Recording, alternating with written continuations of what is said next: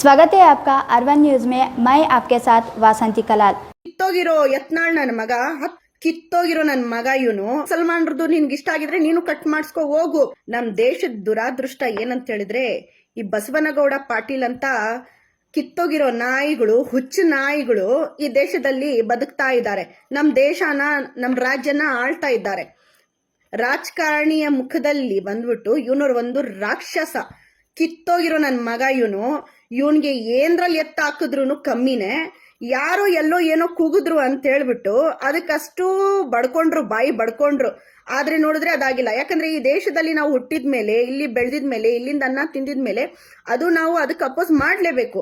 ಆದ್ರೆ ಈ ಕಿತ್ತೋಗಿರೋ ಯತ್ನಾಳ್ ನನ್ನ ಮಗ ಕಿತ್ತ ಹೇಳ್ತಾ ಇದ್ದಾನಲ್ಲ, ಯಾವ್ದೋ ಸ್ಥಾನ ಅಲ್ಲಿಂದ ಯಾರಿಗೋ ಹೇಳ್ಕೊಂಡ್ ಬರ್ಬೇಕು, ಇಲ್ಲಿಂದ ಯಾವನ್ಗೋ ಕಳಿಸ್ಬೇಕು, ಏನೋ ಕಟ್ ಮಾಡಿಸ್ಕೊಂಡ್ರು.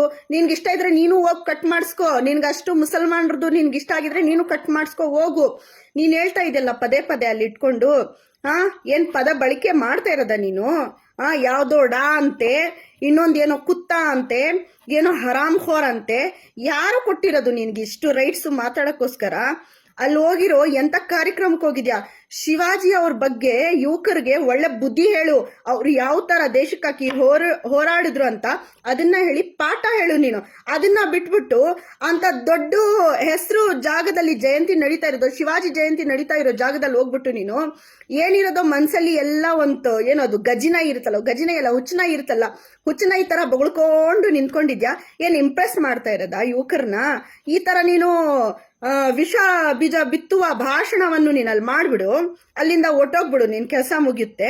ಆದ್ರೆ ಅಲ್ಲಿರೋ ಯುವಕರಿಗೆ ಏನಾಗುತ್ತೆ, ನಾವು ಈ ತರನೇ ನಡ್ಕೊಳ್ಬೇಕು, ಮುಸಲ್ಮಾನ್ರಂದ್ರೆ ನಮ್ಗೇನೋ ದೊಡ್ಡ ಶತ್ರುಗಳು ಅನ್ಕೊಳ್ಬೇಕು, ಆ ತರ ನೀನು ಅಲ್ಲಿ ವಾತಾವರಣ ಉಂಟು ಮಾಡಿ ಬಂದಿದ್ಯಾ. ಆದ್ರೆ ನೀನು ಎಷ್ಟು ದೊಡ್ಡ ನಾಯಿ ಅಂತ ಯಾರಾದ್ರೂ ಬುದ್ಧಿ ಇರೋರು ಕುತ್ಕೊಂಡು ನಿನ್ ಭಾಷಣ ಕೇಳಿದ್ರೆ ಒದ್ದು ಹಿಂದಗಡೆ ನಿನ್ಗೆ ನನ್ಗೆ ಹೇಳಕ್ ಆಗ್ತಾ ಇಲ್ಲ, ಅಲ್ಲಿ ಒದ್ದು ನಿನ್ಗೆ ಒಳಗಾಕ್ತಾರೆ. ಅತ್ತಾರ್ಕಿಂತ ನೀನ್ ಬೊಗಳ್ತಾ ಇದೆಲ್ಲ ಯಾವ್ದೋ ಸ್ಥಾನ ಅಂತ ಹೇಳ್ಬಿಟ್ಟು ಏನಾಯ್ತು ಇವಾಗ? ಹೆಂಗ್ ಹೇಳ್ದೆ ನೀನು? ನೀನೇ ತುಂಬಾ ದೊಡ್ಡ ದೇಶ ದ್ರೋಹಿ ಅಲ್ವಾ? ನಿನ್ಗೇನ್ ಮಾನ ಮರ್ಯಾದೆ ಅನ್ನೋದಿಲ್ವಾ? ಮನ್ಸಿಗೆ ಏನೇನ್ ಬರ್ತಾ ಇದೆ ಅದನ್ನ ಬೊಗಳೋದಲ್ಲ. ಅಲ್ಲಿ ಹೋಗಿದ್ಮೇಲೆ ಒಂದು 4 ಮಾತು ಒಳ್ಳೇದನ್ನ ಹೇಳ್ಬೇಕು. ನಾವು ಯುವಕರನ್ನ ಯಾವ ತರ ನೀನು ಮೋಟಿವೇಟ್ ಮಾಡ್ಬೇಕಂತ ಹೇಳಿದ್ರೆ, ನೀನು ಒಂದು ರಾಜಕಾರಣಿ ಕಮ್ಮಿ, ನೀನ್ ಯಾವ್ದೋ ಒಂದು ಲೂಸ್ ನನ್ ಮಗನೂ ಹೇಳಕ್ಕಾಗಲ್ಲ, ಬುದ್ಧಿವಂತನೂ ಹೇಳಕ್ಕಾಗಲ್ಲ ನಿನ್ಗೆ. ಯಾಕಂದ್ರೆ ಆತರ ಬಾಯಿಗೆ ಬಂದಿದ್ದೆಲ್ಲ ಬೊಗಳ್ತಾ ಇದ್ಯಾ ನೀನು. ನಿನಗೇನೋ ಆಗ್ಬಿಟ್ಟಿದೆ. 4-5 ಜನ ಅಲ್ಲಿ ಕುತ್ಕೊಂಡು ಚಪ್ಪಾಳೆ ತಟ್ಟುತ್ತಾ ಇದ್ದಾರೆ. ಆ ಚಪ್ಪಾಳೆ ಸೌಂಡ್ ಕೇಳ್ಕೊಂಡು ಮನ್ಸಲ್ಲಿ ಬಂದಿದ್ದೆಲ್ಲ ಹೇಳ್ತಾ ಇದ್ಯಾ. ಜಮೀರಿ ಇದ್ದು ಯೂಟಿ ಖಾದರ್ ಅದು ಅಂತ ಹೇಳ್ಬಿಟ್ಟು ನೀನ್ ಹೇಳ್ತಾ ಇದ್ದೆಲ್ಲ. ನೀನ್ ಏನಕ್ಕಪ್ಪ, ನಿನ್ಗೇನಾಗಿದೆ ನಿನ್ಗೆ ಹೇಳು? ಅಷ್ಟು ಮುಸಲ್ಮಾನರನ್ನ ಕಂಡ್ರೆ ನಿನ್ಗೆ ಅಷ್ಟು ದ್ವೇಷ ಇದ್ರೆ, ಮುಸಲ್ಮಾನರು ಏನೋ ಕಟ್ ಮಾಡ್ಕೊಂಡ್ರು, ಏನೋ ತಂದಿಕ್ಕೊಂಡ್ರು ಅಂತ ಹೇಳ್ತಾ ಇದೆಯಲ್ಲ ನೀನು. ನಿನಗೂ ಅಷ್ಟು ಏನಾದ್ರೂ ಮುಸಲ್ಮಾನದು ನೋಡಿ ಇಷ್ಟ ಆಗಿದ್ರೆ ನೀನು ಹೋಗಿ ಕಟ್ ಮಾಡಿಸ್ಕೋ ಹೋಗು. ಏನಕ್ಕೆ ಈ ತರ ಬೊಗಳ್ತಾ ಇದೆಯಾ?